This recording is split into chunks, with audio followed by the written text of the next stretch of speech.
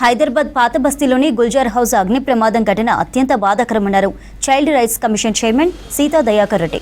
ఘటనా స్థలాన్ని పరిశీలించి 8 మంది చిన్నారుల మరణంపై ఆరా తీశారు. ఎంక్వైరీ చేసి రాష్ట్ర ప్రభుత్వానికి నివేదిక అందిస్తామన్నారు. మృతుల కుటుంబానికి న్యాయం జరిగేలా కృషి చేస్తామన్నారు సీతా దయాకర్ రెడ్డి.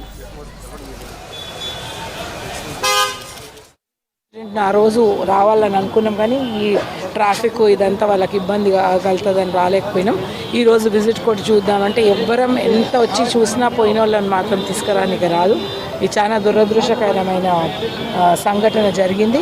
దీనికి అందరం కూడా మనస్తాపం చెందామంటే జనరల్గా అందరికీ కూడా బాగా ఇబ్బంది కలిగిందంటే ఇట్లా మనం ఖాళీ చనిపోతే ఏమనిపించదు కానీ సఫకేషన్తో చనిపోయిన దానిలంటే కొంచెం ఇబ్బందిగా, అంటే ఎంత ఇబ్బంది పడి చనిపోయిందో మనకు అర్థమవుతుంది. వాళ్ళని చూసింటి ఇంకా అర్థమవుతుందచ్చు.